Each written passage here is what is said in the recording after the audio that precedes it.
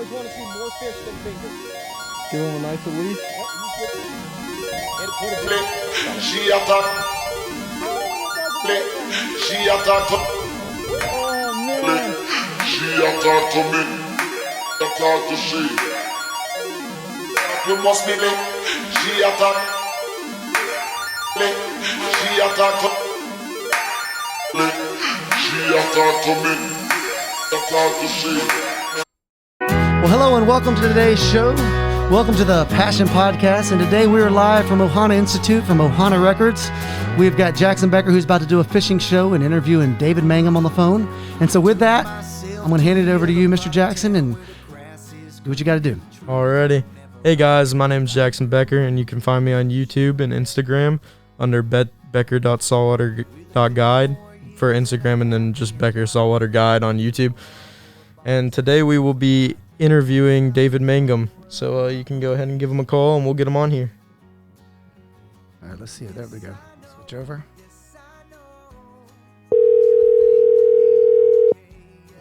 Hello. Hey, David. Welcome to the show. Hey, how are you? Good, man. Well, here's Jackson. I'm going to hand the show over to Jackson, and he's going to start asking away. He is so excited to have you on the show. Great, man. Excited to be here. How you doing, Jackson? Very good. How are you, man? I'm doing good, man. Just out here bobbing around on the water looking for some fish. My usual game. All right. I'm really excited to have you on here. I've been wanting to talk to you for a while. I've watched a lot of your videos, and it's really inspiring. Yeah, cool. Yeah. Well, great. Yeah, so can you maybe tell us a little bit about yourself and how you got started and like growing up? And for sure. You know, born and raised here in Florida, so kind of was always around the water and always, you know, fishing. My dad was a fisherman and kind of took me fishing when I was young in a John boat we've had ever since I was born. We still have that. I still have that John boat, and it's actually the same color as my current flats boat because of that history there. Huh. That's really cool. Yeah, it's an old Miracraft flats boat. But yeah, I'm 48 now, living there in Santa Rosa Beach. Tarpon fish further to the east by about 3 hours, south of Tallahassee. That's kind of where I spend my summers over here. That's why we're having to do this on the phone. But, yeah. Yeah. So, and just, you know, as a fisherman, growing up as a fisherman, I've just you kind of evolve into trying to do it in more and more challenging ways where, you know, maybe you start out with the red and white bobber with the worm under it, catching a brim, and, you know, maybe then you start casting for bass or then using top water. And, you know, for me, I always did some of that, but evolved, of course, being in Florida to the salt water. Yeah. You know, when I was in high school, I pretty much lived on that Okaloosa Island pier over there. Yep.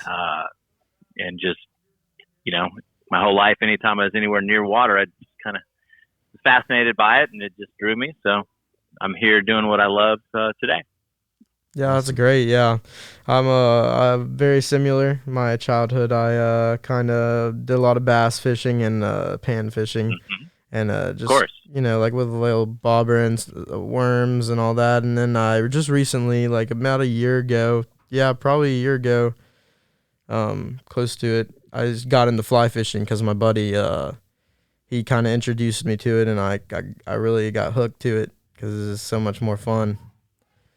Yeah, you know, it's, you know, a lot of, I think, to me, why we fish, you know, it's kind of that leftover hunter brain from back in the day when we were, you know, hunting on the plains before there was, you know, when we're still wearing animal skins. So that's still in our brain, and, you know, it's still, that hunter is just, you know, we're not actually hunting. We're kind of hunting fish, but you know, just that connection with fly fishing, we get to actually reach out and touch, you know, talk to those fish, you know, with the fly and by moving the fly with the stripping the line. So yeah.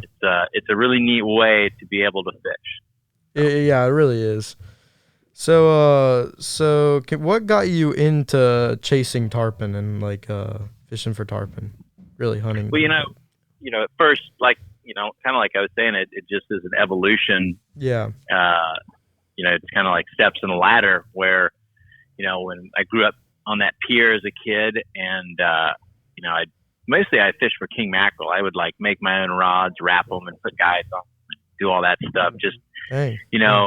Talk about going down the wormhole. I always talk about that, which is just you can go as deep into anything you're interested in as you possibly want, right? Yeah. So I did that back then, and that just kept evolving. When I got some freedom, when I had my own the boat, I could run around and just start exploring, and just kind of figured out some places where I saw these tarpon and fascinated by them, and I'm still just as fascinated and maybe even more today. So yeah.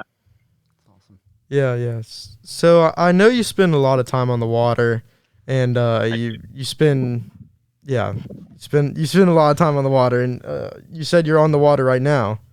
Isn't it slack? Is it slack tide right now? Isn't that what you said earlier? It is. Our tide just hit the top. So typically that's a time period where we don't see a lot of movement. The fish in the saltwater, everything revolves around the tide, and especially the tarpon. He gets to swim around when the tide's moving. So when the tide, if you can picture a tide chart, there's like hills and valleys, Yeah. And at the very top of the tide and at the very bottom of the tide, there's no water movement. But when that tide graph is at its steepest, whether it's going up or going down, the velocity, the movement of the water is at its greatest. And that's typically when we see the fish moving the best. So, yeah. Yep.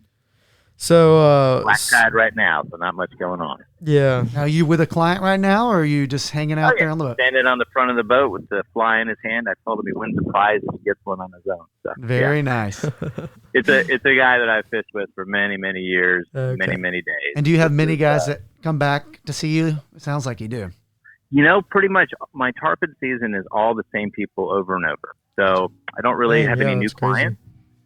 Yeah. So, I'd tell you that all the dates of, my tarpon season, which starts kind of mid-April till August, are the same people, and they hold their days in perpetuity. They just kind of always come for their dates. And, if they can't make them, they'll tell me, hey, you can try to find somebody else, or they just pay for the days, and, next year we'll see it. So that's awesome. Yeah. So what drives you to spend so much time hunting these fish?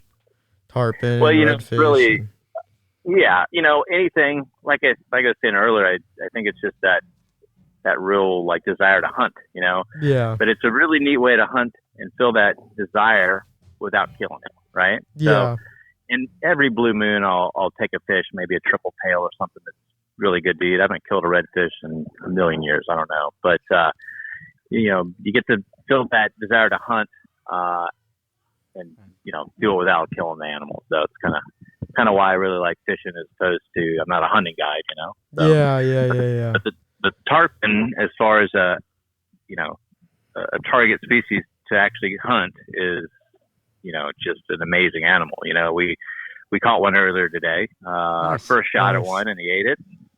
It was a 100-pound animal jumping out of the water, losing his mind. 20 feet from the boat. That's amazing.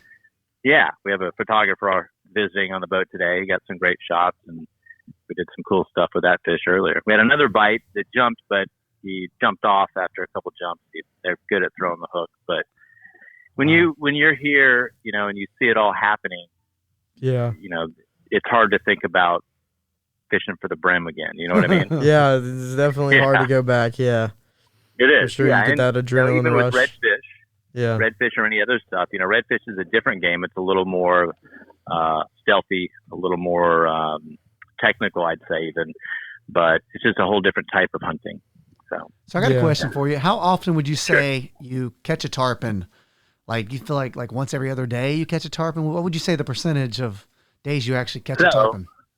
I'll tell you, I have to answer that with I know it's hard. I know it's really hard to catch tarpon. That's why. Yeah. So I'll answer that with a story of the last 2 days. So yesterday, I have a photographer with us today, and he was here yesterday. So yesterday we had six bites of tarpon, right? And we broke one off. I think one jumped, but we never got tight, never got on the reel. And the other ones, nothing ever happened. So we never really got any interesting photos or whatnot, but there was a lot of fish. Right. Today, our first shot, only shot we had, boom, and then we not only jumped that fish or come tight to him, we go out and we pull on them, we catch them. We're fishing on 12-pound line right now. Wow. So that 100-pound fish was, it doesn't happen that often, but That's crazy. Yeah. So the answer to your question is there is really no standard. Gotcha. You don't ever know, and there's a few different stories I tell because people ask that a lot. Yeah. Yeah. How many do you catch? Well, Right. it's directly influenced by your skill level, the conditions during the day, a little bit of luck. So many factors, but you just never know with carpet. So it only takes one to change your life. So. Yeah. So how do you just always know like where the fish are? I've always wondered that. Like, yeah. I know you can't give away all your secrets. Yeah, you can't give away all your secrets, I'm not but going to give is a away any student. secrets. yeah. So, no. So you just, that is, I'd say one of the most best answers for that is time spent, right? Yeah. And not only time spent, but paying attention during that time. So, if you're a fishing guide that just, you see something? Okay. If you're a fishing guide that just goes out and goes to the spot and tries to, are there any tarpon here? Whatever's happening, you can kind of learn some stuff and know where to intercept some of them. But if you go out and you're paying attention to all the details every day, well, today the wind's blowing out of the southwest, tide's coming in at this velocity, and our light's low today, so it's just going to get a little shallower and this and that. If you really pay attention to all those things, then you're going to be able to dial in, what's happening a lot better. And that holds true with, anything you pursue, right? Yeah. For sure. Yeah. But certainly time spent is a huge part of that, kind of like the 10,000 hour rule in anything you're trying to master. So, yeah. That is very good advice. Yeah. Yeah. But there's, as far as there's no giant secrets. It's just understanding the animal that you're trying to intercept here, what he likes, when he likes to be there. None of what we're doing here is about being in places where the fish feed. Yeah. It's only intercepting them as they move around. So, yeah. And we present the fly in front of that fish and move it where it's so easy for that fish to get. He's just like, oh man, I can't pass this up. It's so easy. yeah. Boom. So then he eats it. Yeah. So pretty neat. But yeah.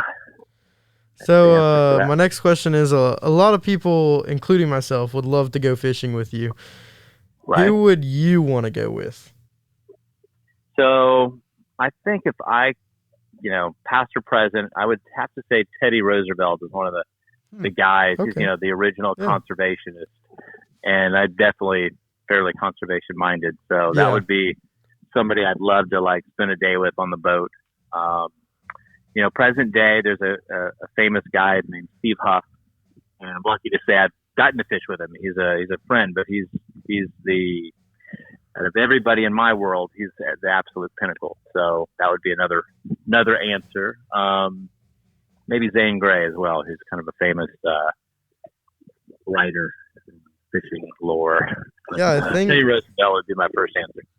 Yeah, I think everybody that I've interviewed so far has not picked a president nor a really historical figure, more of a person that is a guy that they would want to fish with.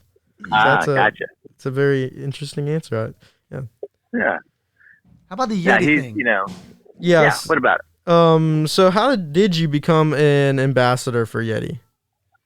So, years ago, there's two brothers that started the Yeti company. Yeah. And before they really blew up or whatnot, I fished them, took them fishing. So after they had, blown up and had their success, they are and were super great about sharing that and sharing that with the people that helped them become successful. They, more so than any company I could ever think of, they're wonderful about that. So they have, quite a few different ambassadors and many different pursuits. But yes, early on they invited me to become one of their ambassadors, and it's been spectacular. Yeah, it's been great. Yeah, because I just know it's pretty hard to be an ambassador for Yeti. There's not very many. Very many. It's a wonderful place to be. Yeah. For somebody that does what I did, for sure. Yeah.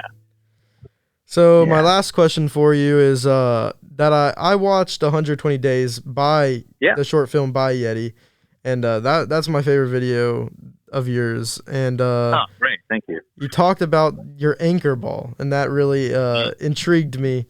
And so what made you decide to do that? And if you can also explain it to anybody that doesn't know what your anchor ball is. Absolutely, sure. So, in tarpon fishing, it's very spot specific. So, right now we're sitting in a very, very specific spot where I know exactly where the fish are going to come, more or less, right? Yeah. So we cast to the tarpon, we hook it, and we jams away very fast and immediately takes tons of line. We take our anchor and I just unclip it from the boat and throw it in the water. So there has to be a buoy there to mark, hey, where's my anchor, right? So and to tell me that's the spot to come back to where we were fishing, right? So also that anchor buoy says to anybody else that wants to come to that spot, hey, the seat is taken. Somebody's here, right? So because there's a lot of competition in this game with other guides and who gets to sit where and who goes where. Right. And so, my anchor buoy was a big piece of foam, and I took my Dremel and I just kind of carved it up and spray painted it, and it's a skull. Yeah. And it just kind of is a humorous, funny message to anybody that comes up on it. A, they know whose it is, and B, sends kind of a grim message, stay away. So that is how I would explain my anchor ball. Yeah, I thought that was very creative and very funny. And I bet you've had people. Go ahead. Go ahead. I was going to say, I bet you've had people with binoculars following you, watching where you go. Yeah. You know what I mean? Trying to get your. We encounter some of that stuff every once in a while, but, if we came out tomorrow morning and there was a boat cruising around here, we saw watching where we're sitting, and he was here, I just drive up to him and say, let me explain how this works. So it may be different work, but you kind of got to defend your knowledge out here. If I learned to sit in this very spot with lots and lots of years of knowledge, not just everything that came before this to put my boat here is what I feel like if somebody just looks through some binoculars and sees where that is, they can't just take that from me. And that's kind of how I look at it. So that's I've never ran into somebody encroaching on my spot or I've also never encroached on anybody else's spot, but so that's very interesting because I've never encountered that. That if that person has some place that they've done the work and has figured out that's a really amazing spot, I'm not going to go there. Because they spent their time. They spent their time to find it, their knowledge and their sweat and hours on the water. And so just like anything in life, you gotta give respect to get respect. That's right. Yep. Absolutely. So that concludes my questions, and I really enjoyed talking to you. And thank you, Happy David. to do it again if when I'm back in town. Yeah, for sure. Yeah. I'd love to do it again. Well, David, go catch another tarpon, and we'll see you next time. Yeah. Hopefully in person. Awesome. Yep. Thanks so much, guys. Enjoyed talking, and let's do it again. Yep. Thank you. Bye-bye. Bye-bye. All right, guys. Bye. So what a cool opportunity for you, I know, that was really cool. Talk to one of your heroes. Well, heroes in the fishing world. So that concludes today's show. If you have any more questions, where can they go to find information on you, David? So I believe let me look it up real quick for David's website. I should have asked. Because I know he has a lot of guides, right? He does. He has a whole company, I believe. So I think he has a whole company of guides that you can that he kind of works for him in a sense, and so that's a good way to start. So it sounds like, man, he's pretty booked up, and it's hard to get an opportunity with him. I know one of our teachers on the last episode, Spencer, had the opportunity to actually go with David. So kind of the backstory is David's daughter goes to our school, and so that is our connection here, which is awesome. And so his website is shallowwaterexpeditions.com, and he has bay fishing, beach fishing, fly fishing in Panama City Beach, Louisiana redfish, and tarpon fishing. So he has a bunch of different ways or excursions. Sounds and like he's built like an empire. Yeah. I believe he has a lot of guides. I should have probably asked him a little bit more about that Next time. but definitely more questions for next time. And then also on my page you can look at my videos, watch my previous podcasts, and ask any questions that I may be able to answer. And so Awesome. Well, thank you for today's show. Everyone have a great day, and we'll see you next time.